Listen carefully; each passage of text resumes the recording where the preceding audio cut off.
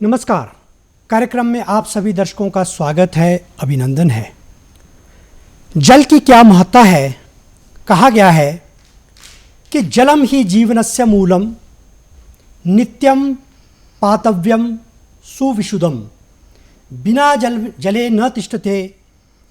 जगत सर्वम सजीवनम। अर्थात जल के बिना जीवन की परिकल्पना भी नहीं की जा सकती है। पर्वतीय क्षेत्रों में वर्षा जल संग्रहण की क्या आवश्यकता है, इस विषय पर आज हम इस कार्यक्रम में चर्चा करने जा रहे हैं। हमारे कार्यक्रम में विशेष रूप से आमंत्रित हैं डॉक्टर घनश्याम अग्रवाल जी। डॉक्टर साहब, आपका कार्यक्रम में स्वागत है, अभिनंदन है। बहुत बहुत धन्यवाद जोशी। हम आपको डॉक्टर साहब का परिचय करा देते हैं। Doctor Ghanshyam doctor Y S. Parmar औद्यानिकी एवं वानिकी विश्वविद्यालय के कृषि अभियांत्रिक विभाग में सह प्राध्यापक के पद पर कार्यरत है और आज इनसे हम इस विषय पर जानने का भरसक प्रयास करेंगे कि वर्षा जल संग्रहण की आज आवश्यकता, और जब हम पर्वतीय क्षेत्रों के परिप्रेक्ष्य में बात कर रहे हैं तो क्यों इसकी आवश्यकता है। डॉक्टर साहब, सर्वप्रथम जैसा मैंने कहा कि जल ही जीवन है, कहते हैं जलम एव जीवनम, क्या कहना चाहेंगे? बिल्कुल आपने सही कहा जोशी जी कि जल के बिना तो हम जीवन की कल्पना भी नहीं कर सकते हैं। और विशेषकर जैसे पहाड़ी क्षेत्रों की अगर हम बात करें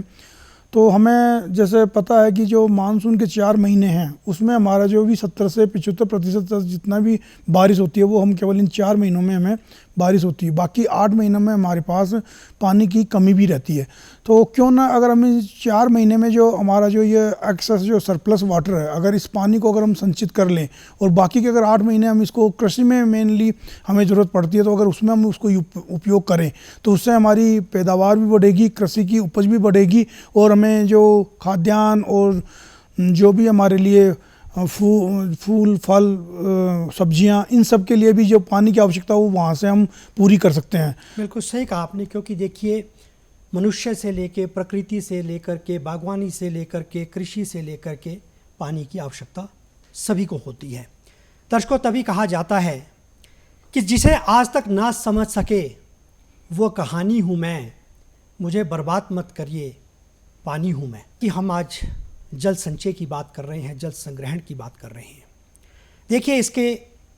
प्रारंभिक जब हम बात करें, पारंपरिक विधियां भी रही है और आधुनिक विधियां भी रही है। जब हम पौराणिक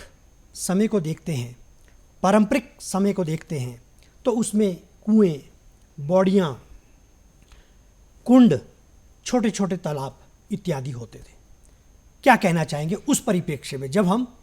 पारंपरिक और पौराणिक बात कर रहे हैं? हाँ, जैसा कि मैंने बताया कि भाई पानी की हम यहाँ जो बात कर रहे हैं संग्रहण की, वो सबसे बड़ी पहली बात हम एग्रीकल्चर सेक्टर की बात करें, कृषि में। क्योंकि कृषि में हमारा अगर 100% की अगर हम बात करें कंजम्पशन की, तो उसमें 83% से भी ज़्यादा जो वाटर है वो केवल हमारा एग्रीकल्चर सेक्टर में यूज़ होता है। डॉक्टर साहब, एक प्रश्न इसी से जुड़ा जो मेरे मन में एक जिज्ञासा संशय उत्पन्न हुई है। एक आम जनमानस के मन मस्तिष्क में एक मिथ है, एक भ्रम है कि पानी की जो बहुत ज़्यादा उपयोगिता होती है, प्रयोग किया जाता है, वो मानव द्वारा किया जाता है। जैसे कि हम नित्य कर्म में, चाहे वो स्नान इत्यादि हो या हमें वॉशरूम टॉयलेट इत्यादि में यूज़ करना हो, तो सबसे ज़्यादा पानी का प्रयोग जो है मानव द्वारा किया जाता है। साथ साथ यह भी एक मानसिकता है कि औद्योगिकरण के क्षेत्र में भी जल जो है बहुतायत में प्रयोग में लाया जाता है, उसके पश्चात कृषि को रखा जाता है। तो मैं चाहूँगा आज इस मिथ और भ्रम को लेकर के आप जो है संपूर्ण परिप्रेक्ष्य में बताएं। इसमें सबसे बड़ी बात यही है कि जैसे आपने कहा कि मानव ही जो है जल का उपयोग करता है, तो इसमें हम डायरेक्टली और इनडायरेक्टली वे में अगर हम बात करें तो केवल इसका मतलब पीने से ही नहीं है। अब आप बताइए, जब भी हम अगर पानी का उपयोग खेती में कर रहे हैं तो जो खेती में जो अनाज या जो भी हमारे पास सब्जियां या फूल फल जो भी आ रहे हैं उसका उपयोग तो अल्टीमेटली मानव ही कर रहा है ना। तो उसमें जो कंजप्शन हो रहा है वो इनडायरेक्टली हम कहते हैं कि भाई मानव के लिए ही वो हो रहा है। पर अगर बेसिकली अगर आप इसको डिस्ट्रीब्यूशन देखेंगे सेक्टर वाइज, तो एग्रीकल्चर में हम 83% से जो ज़्यादा पानी है वो एग्रीकल्चर सेक्टर में यूज होता है, जबकि डोमेस्टिक में 5% है,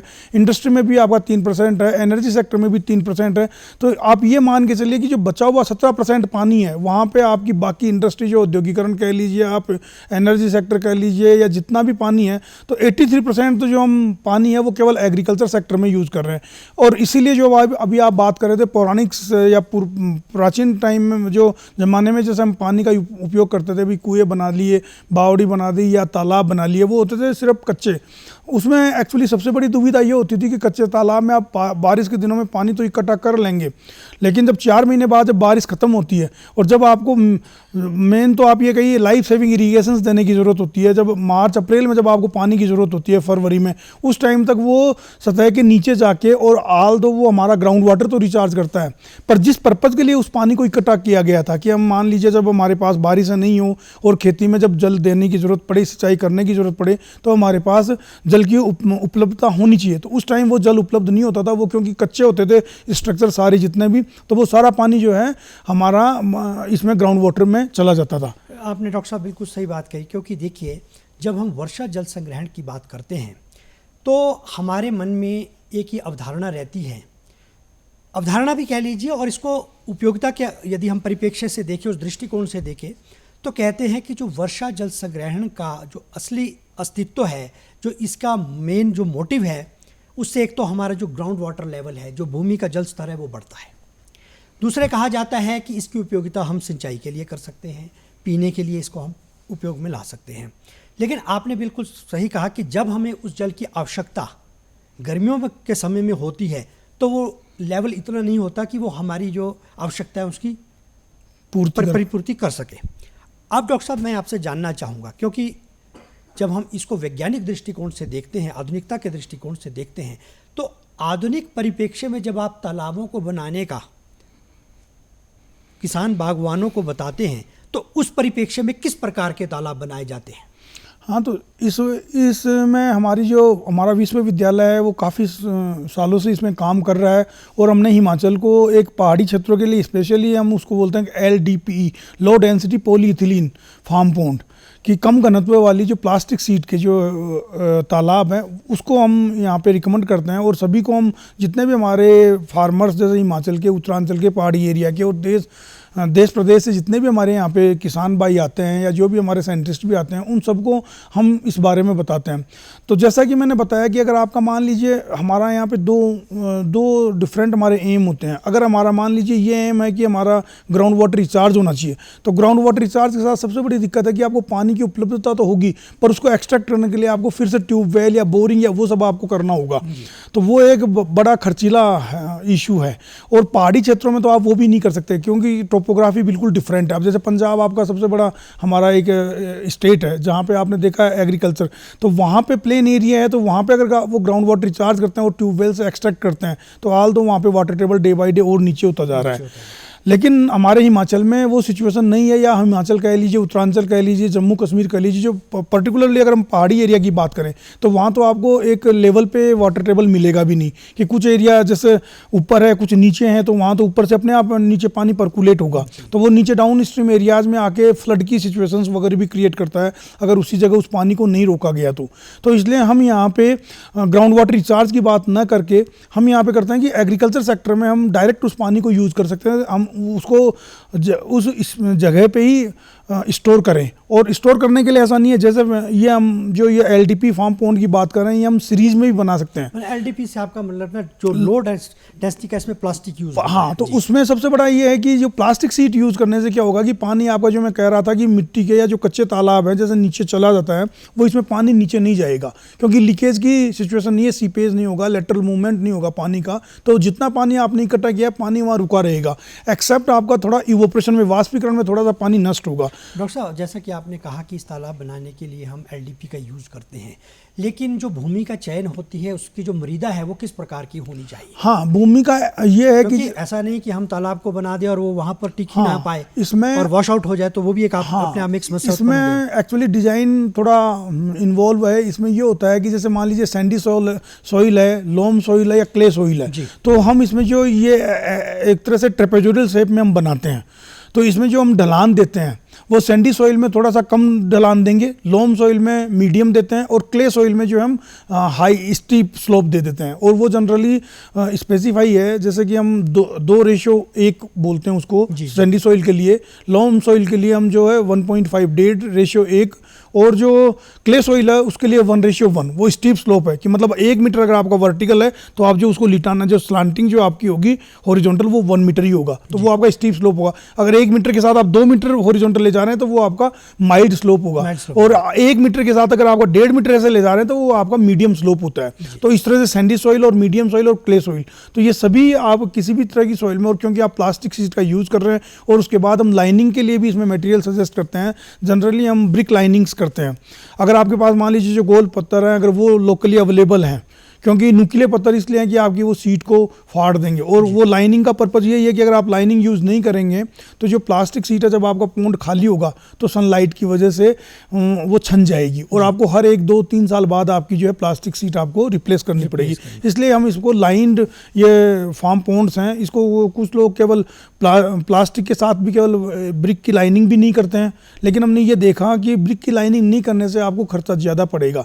अगर आप ब्रिक की लाइनिंग एक साथ कर देते हैं तो वो वन टाइम आपका खर्चा है, मतलब एक्सपेंडिचर एक बार होगा, फिर उसके बाद आपको। तो डॉक्टर साहब डेप्थ कितनी होनी चाहिए जो इस तरह? इसके जनरली डेप्थ हम 3 मीटर से ज़्यादा सजेस्ट नहीं करते हैं, क्योंकि और 3 मीटर 2.5 से 3 मीटर होनी भी चाहिए, कम भी नहीं होनी चाहिए। 1-1.5 मीटर होगी तो जैसा कि मैंने अभी आपको बताया था, इसमें वाष्पीकरण के जो लॉसेज है, अगर आपकी पतली परत होगी तो उसमें आपका जो है इवोपरेशन बहुत ज़्यादा होगा, तो आपका वो नीचे से तो पानी नहीं जा रहा ग्राउंड में, तो लेकिन आपका इवोपरेशन लॉसेज जो है बहुत ज़्यादा होंगे। तो इसलिए अगर 3-4 मीटर तक, 3-3.5 मीटर तक की लेयर तक आप कोई इशू नहीं, जिससे कोई मान लीजिए जानवर गिर जाता है कोई और भी, और इसको हम फेंसिंग भी करवा देते हैं जनरली। जो ये पोंड बना के बाद अब वायर्ड की जो है फेंसिंग लगा दीजिए, तो वो आप और सेफ साइड है। डॉक्टर साहब, यार जब हम इकोनॉमिक वायबिलिटी की बात करते हैं तो उस तरीके से, क्योंकि देखिए आपने जैसा कि बताया कि हम एलडीपी के माध्यम से इस तालाब का निर्माण कर सकते हैं, और अवश्य जो हमारे दर्शक किसान बागवान इस कार्यक्रम को देख रहे होंगे उनके मन में एक ये प्रश्न उत्पन्न हो सकता है, एक प्रश्न चिन्ह आ सकता है, साइन ऑफ इंटेरोगेशन, कि आरसीसी का क्यों नहीं? तो उस पर भी चाहूँगा कि दोनों के बीच में आप अंतर को जो है यहाँ पर। हाँ, देखिए आरसीसी का और एलडीपी में सबसे पहले तो अगर हम देखें कि एग्रीकल्चर के लिए हमें पता है कि इन्वेस्टमेंट कैपेसिटी हमारी फार्मर्स की भी इतनी ज़्यादा नहीं होती है, और केवल एक पानी ही जो एग्रीकल्चर में इनपुट नहीं होता है, वहाँ पे मशीनरी वगैरह का भी इश्यूज है, तो इसलिए हमारा फार्मर इतना खर्च नहीं कर पाता। अगर आपको ये अचंभा होगा ये जान के कि अगर 1 लीटर पानी को अगर आपको स्टोर करना है तो आरसीसी का जहाँ आप टैंक बना रहे हैं वहाँ 8 से 10 रुपये कम से कम आपकी कॉस्ट आती है। मेरा कहने का मतलब है कि अगर 50,000 लीटर का भी अगर आप आरसीसी का टैंक बना रहे हैं तो आपको कम से कम 4 लाख से 5 लाख के बीच में उसका खर्चा आएगा। दूसरी चीज़, यहाँ पे अगर आप एलडीपी का यही 50,000 लीटर का बनाते हैं तो आपका 50,000 रुपये से लेकर 60,000 रुपये तक का, 1 रुपये से ₹1.25 के बीच में आपकी इसकी, और ₹1.25 ₹1.5 भी तब आती है जब आपकी कैपेसिटी कम है। अगर आप 4 लाख 3 लाख 5 लाख लीटर का बनाते हैं तो 1 रुपये से ज़्यादा इसकी कॉस्ट नहीं आती है, जबकि आरसीसी में 8 से 10 रुपये पर लीटर। दूसरी चीज़ ये है कि इसमें आरसीसी में आप ये देखेंगे, अगर मान लीजिए घर में लेबर है और है फार्मर अगर कुछ कर भी सकता है तो वो भी फिर भी उसमें काम नहीं आएगा, क्योंकि उसमें कुछ टेक्निकल नो हाउ की ज़रूरत है, तो आपको मैसन भी हायर करना पड़ेगा, लेबर वगैरह भी लेना पड़ेगा, मटेरियल भी सारा आपका बाहर से आएगा। इसमें एलडीपी में सबसे बड़ा फ़ायदा है कि आधी कॉस्ट जो होती है लेबर की होती है और आधी कॉस्ट मटेरियल की होती है। तो अगर मान लीजिए 3-4 लोग फैमिली में हैं तो लेबर कॉस्ट वहाँ से मैनेज हो जाती है, तब इनडायरेक्टली आप कह सकते हैं कि 50 पैसा पर लीटर का ही इसमें खर्चा आया उनको, तो मतलब 20 गुना वो आपका महंगा पड़ गया जो आरसीसी का टैंक है। दूसरी बात, जैसे हिली एरियाज हैं, हिमाचल है, हमारा उत्तराखंड है, या जम्मू एंड कश्मीर है, या आपके अर्थक्वेक प्रोन एरियाज भी हैं। तो अर्थक्वेक प्रोन एरियाज में अगर मान लीजिए भूकंप वगैरह आता है और आरसीसी के स्ट्रक्चर वगैरह में अगर दरार वगैरह आ जाती है तो ये नेक्स्ट टू इम्पॉसिबल है कि आप वहाँ पे पानी स्टोर कर पाएंगे, और इनडायरेक्टली आप कह सकते हैं कि रिपेयरेबल नहीं है वो स्ट्रक्चर्स। जबकि एलडीपी में ज़्यादा से ज़्यादा आपकी प्लास्टिक की सीट अगर डिस्टर्ब होती है तो प्लास्टिक की सीट रिपेयरेबल है। तो आपके कहने का यदि हम भाव देखें, दोनों के बीच में हम अंतर देखें तो सबसे, क्योंकि आपने बिल्कुल सही कहा, क्योंकि जी यदि हम कृषि करें, बागवानी करें, मत्स्य पालन करें, कोई भी इससे जुड़ा हम कार्य को प्रारंभ करते हैं तो सबसे पहले इकोनॉमिक वायबिलिटी का होना बहुत आवश्यक है। और आपने बिल्कुल सही कहा कि कृषि के लिए पानी की ज़रूरत नहीं होती, उसके साथ अन्य घटकों की भी बहुत, तभी जो है हमारी कृषि जो है एक फलीभूत होती है। और आपने बिल्कुल सही कहा कि यदि हम आरसीसी का बनाते हैं और उसमें मान लीजिए किसी तरह के डैमेजेस आते हैं तो उसको इतनी जल्दी जो है रिपेयर करना, उस पानी को कहीं और पर हम जो है संचित करना भी अपने आप में एक बहुत बड़ा प्रश्न चिन्ह उत्पन्न हो जाता है। डॉक्टर साहब, अब हम थोड़ा सा आते हैं कि वर्षा जल संग्रहण की जब हम बात करते हैं, संचय की बात करते हैं, तो इस तरह का ये प्रश्न क्यों उठता है? क्योंकि देखिए, हम देख रहे हैं वनो उन्मूलन, जिसे हम डिफॉरेस्टाइजेशन कहते हैं, ग्लोबलाइजेशन, जलवायु का परिवर्तन होना, औद्योगिकरण, खनन, ये सब घटक इसमें जो है सम्मिलित है। इन्हीं के कारणों से आज हमारा जो वाटर लेवल बहुत घटता जा रहा है और हमें इस तरह की सोच विचार की ओर जाना पड़ रहा है। क्या कहना चाहिए? जैसे कि आप ये कह रहे हैं, आप बिल्कुल सही कह रहे हैं, क्योंकि आज अगर देख रहे हैं पॉपुलेशन डे बाय डे हमारी जनसंख्या बढ़ती जा रही है, लेकिन अगर आप देखेंगे इंडस्ट्री की, हाउसिंग कॉम्प्लेक्स की, जो कॉमर्शियल कॉम्प्लेक्स है, स्कूल्स हैं, रेलवेज हैं और रोड नेटवर्क है, इनके लिए हमें जगह, और वो प्रायोरिटी हमारी, आप भी अच्छे से समझ रहे हैं कि वो एग्रीकल्चर से पहले आती है वो प्रायोरिटी। तो अब भूभाग ऐसा है, जैसे भारत का 328 मिलियन हेक्टेयर एरिया है, अब वो तो आप ज़्यादा कर नहीं सकते हो। अब अगर उसी एरिया में आपको सब चीज़ें करनी है, पॉपुलेशन बढ़ रही है, तो हमारी जो दूसरी चीज़ों में पहले प्रायोरिटी होने की वजह से हमारा डे बाय डे जो एग्रीकल्चर में एरिया श्रिंक होता जा रहा है, कम होता जा रहा है। और दूसरी साइड में क्या हो रहा है कि अगर आपकी जनसंख्या बढ़ रही है तो उसको फीड करने के लिए, उसके खाद्यान्न की पूरी व्यवस्था करने के लिए आपको प्रोडक्शन को बढ़ाना है, भले ही वो आपका सीरियल क्रॉप्स का हो, भले ही आपका वेजिटेबल्स का हो या फ्रूट क्रॉप्स का हो, तो वो आपको बढ़ाना है। तो ये दोनों बिल्कुल एक दूसरे से मतलब विपरीत है कि एक साइड में आपको ज़रूरत बढ़ती जा रही है, दूसरी साइड में जो उसका मेन इनपुट है, जहाँ जैसे सॉइल में अगर आपको करना है तो वो आपकी कम होती जा रही है। तो उसको करने के लिए अब क्या है, और साथ साथ जैसे जनसंख्या बढ़ रही है, आपकी पानी की डिमांड भी उधर ज़्यादा बढ़ रही है, तो आपको पानी भी, अवेलेबिलिटी भी उसकी भी आपको कम होती जा रही है। तो उसको मीट आउट करने के लिए आपको संग्रहण तो करना ही पड़ेगा, क्योंकि आपके पास 4 महीने तो पानी रहता है, बाकी 8 महीने आपके पास बिल्कुल भी पानी नहीं है। तो बल्कि इसके लिए हाईटेक जो इरिगेशन जो सिस्टम्स की बात आ रही है, तो गवर्नमेंट का भी ऐसा प्रेशर है कि भाई हमें कैसे, हमें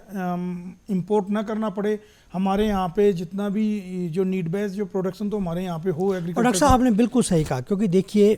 इंफ्रास्ट्रक्चर की ज़रूरत बहुत होती है। दिनों दिन जो है हमें प्रगति भी करनी है, क्योंकि जैसे जैसे जनसंख्या बढ़ रही है उसकी जो है डिमांड्स भी बढ़ती जाती है। डिमांड और सप्लाई का आपस में सामंजस्य होना बहुत ही आवश्यक है। और आपने कहा कि, जैसा मैंने कहा कि वनो उन्मूलन, डिफॉरेस्टेशन हो रहा है, आपका जो है ग्लोबल वार्मिंग हो रही है, आपका जो है अर्बनाइजेशन हो रहा है, इंडस्ट्रियलाइजेशन हो रहा है, माइनिंग हो रही है, तो इन कारणों से कहीं ना कहीं पानी पर जो है असर तो पड़ेगा ही, और उसके लिए हमें उसका जल संचय करना भी। और आपने बिल्कुल सही कहा कि जल संचय के साथ साथ कृषि में भी हमें अपने दृष्टिकोण को बदलना होगा। दर्शकों, तभी कहा जाता है कि water is a driving force in all aspects. Doctor साहब, जैसे आप कृषि के परिप्रेक्ष्य में हम बात कर रहे हैं, आपने कहा कृषि को भी हमें पानी के दृष्टिकोण से देखना होगा, और आप विशेषज्ञ उस पर सतत एवं निरंतर जो है उस पर कार्य भी कर रहे हैं और शोध भी कर रहे हैं, और उसका हमारे सामने परिणाम भी आया है, जिसे हम वर्टिकल और हाइड्रोपोनिक्स एग्रीकल्चर कहते हैं। उस पर क्या कहना चाहिए? उसमें ऐसा है कि पहले हम जैसे ड्रिप और स्प्रिंकलर इरिगेशन में, मैं आपको एक सीधा सा एक छोटा सा एक एग्जांपल देना चाहूँगा कि पहले हम जो हमारे फार्मर्स आज भी जितना फ्लड इरिगेशन कर रहे हैं, जो ट्रेडिशनल हमारा इरिगेशन का सिस्टम, अगर उसमें 100 लीटर पानी लगता है, तो जब से हम ड्रिप और स्प्रिंकलर इरिगेशन में आए, स्प्रिंकलर में हम 40 लीटर के आसपास यूज़ करके अच्छी क्रॉप ले पाते हैं, जहाँ 100 लीटर के मुकाबले, और ड्रिप में आप कह सकते हैं कि हम 30 लीटर पानी में भी ले लेते हैं। डॉक्टर साहब, यहाँ भी मैं चाहूँगा, यहाँ भी हमारे किसानों के अंदर एक भ्रम है, भ्रम मान लीजिए या एक परंपरा मान लीजिए, कि एक मानसिकता मान लीजिए कि वो ड्रिप और स्प्रिंकल को लेकर के नहीं,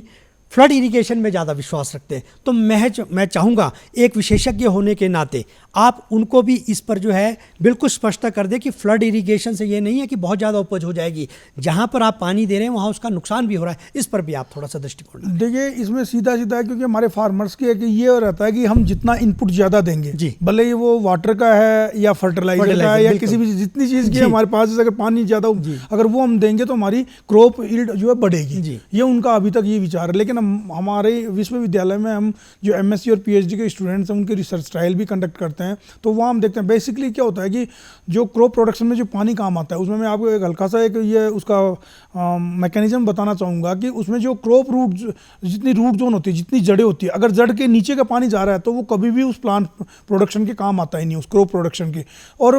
जो रूट जोन है, जैसे वेजिटेबल्स में जनरली 30-40 सेंटीमीटर होती है, अभी जैसे हाई डेंसिटी एप्पल है उसमें 50, 60, 65 सेंटीमीटर होती है सीरियल क्रॉप्स में, 1 मीटर तक या इस तरह से मान लीजिए अलग अलग क्रॉप्स में होती है। और मेनली जो क्रॉप प्रोडक्शन में जो पानी काम आता है वो या तो इवोपरेशन में या ट्रांसपिरेशन में। तो इवोपो ट्रांसपिरेशन के हिसाब से डिफरेंट जो लोकेशंस हैं उसके हिसाब से हमने यहाँ पूरे हिमाचल के लिए भी स्टडी किया हुआ है, और हमारे पीओपी वगैरह में भी हमने दिया हुआ है भाई किस तरह से इरिगेशन शेड्यूल होना चाहिए, कितने दिन से कितना कितना पानी देना चाहिए। तो उसके तो हमने यहाँ स्टूडेंट्स की रिसर्च जब हम करते हैं तो अगर मान लीजिए 10 लीटर कहीं रिक्वायरमेंट है तो हम वहाँ 12 litre, 14 litre, 10 litre, 8 litre, 6 litre इस तरह के हम छोटे छोटे प्लॉट बना के देते हैं। पर आपने देखा होगा हमने जहाँ पे ज़रूरत से भी कम की ज़रूरत है 8 लीटर पे या इन पे हमारी उपज और ज़्यादा आई है, ऐसा कभी भी हमने नहीं पाया कि 12 लीटर और 14 लीटर जहाँ हमने पानी ज़्यादा दिया है वहाँ पे हमारी उपज ज़्यादा रही है। तो अगर जो फार्मर्स जो या हमारे जो किसान और जो बागवान भाई जो सोचते हैं कि हम ज़्यादा पानी देंगे, कि देखिए ज़्यादा पानी देने से वाटर लॉगिंग की सिचुएशन क्रिएट होगी, वहाँ प्रॉपर एरिएशन नहीं होगा। और डॉक्टर साहब जो हमारे मृदा के अंदर पोषक तत्व, सूक्ष्म पोषक तत्व, स्थूल पोषक तत्व होते हैं, जो न्यूट्रिएंट्स होते हैं, उनको भी कहीं ना कहीं पर जो है नुकसान उसमें पहुंचता है। और उसमें जैसे फ्लड इरिगेशन में क्या होता है कि जैसे मैं आपको सॉइल में हमारे 2 तरह के छोटे और बड़े दोनों का वो छेद होते हैं, तो वो एक्चुअली जो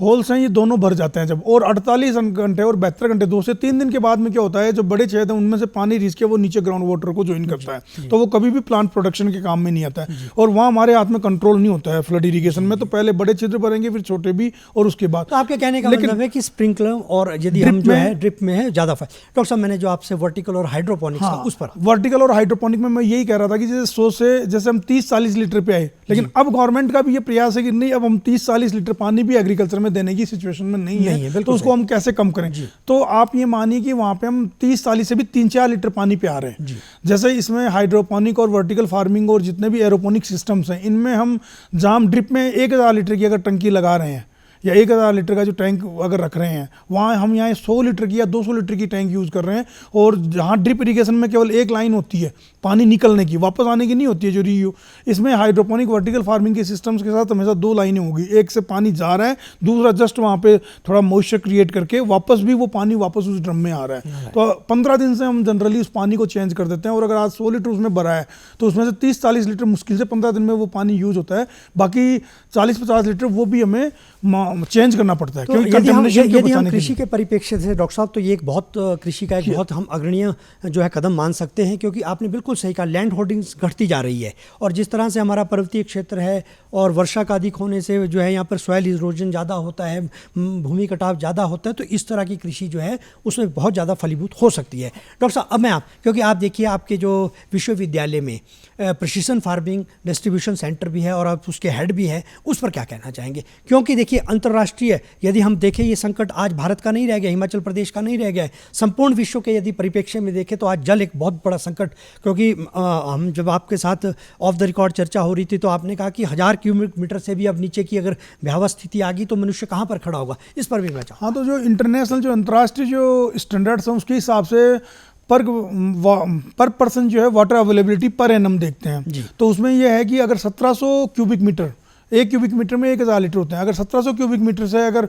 कम आ जाता है तो वो वाटर स्ट्रेस कंट्री बोलते हैं, और 1000 लीटर से कम आ जाएगा तो वाटर स्कैर्ड होगा। उसके बाद मतलब हमें बहुत मुश्किल हो जाएगा अपने आप को मैनेज करना। हाँ, और एक्चुअली पानी एक ऐसी चीज़ है जो आप न क्रिएट कर सकते हैं ना डिस्ट्रॉय कर सकते हैं, केवल फॉर्म चेंज हो रहे हैं। तो जैसे जैसे पॉपुलेशन बढ़ेगी वैसे वैसे पर कैपिटा जो अवेलेबिलिटी कम होगी। तो आज के सिनेरियो में हमारे जो भारत की अगर हम देखें तो 1450 के आसपास है, 1450 क्यूबिक मीटर पर पर्सन पर एनम। तो ये देखिए अब हम बिल्कुल ट्रांजिट स्टेज पे हैं, 1700 से 1000। तो इसलिए ये समय की डिमांड है कि इमीडिएट अब हमें ऐसे मेजर्स लेने चाहिए कि कम से कम जो है पानी का कम से कम यूज़ करके हम ज़्यादा से ज़्यादा फसल ले सके। और जो आप पीएफडीसी सेंटर की भी बात कर रहे हैं उसमें पानी के साथ साथ सरकार के साथ एक और सिनेरियो है कि हमारा जो यूथ भी है वो एग्रीकल्चर से आज दूर भागता जा रहा है। तो उसने क्या किया, जो ट्रेडिशनल सिस्टम से जो ट्रेडिशनल एग्रीकल्चर को स्मार्ट एग्रीकल्चर की तरफ कैसे डाइवर्ट करें। तो जो ये हाइड्रोपोनिक वर्टिकल फार्मिंग ये सारे सेंसर बेस्ड और कंप्यूटर बेस्ड ये सारी टेक्निक्स हैं, तो जो हमारा यूथ भी माने। और डॉक्टर साहब अगर एक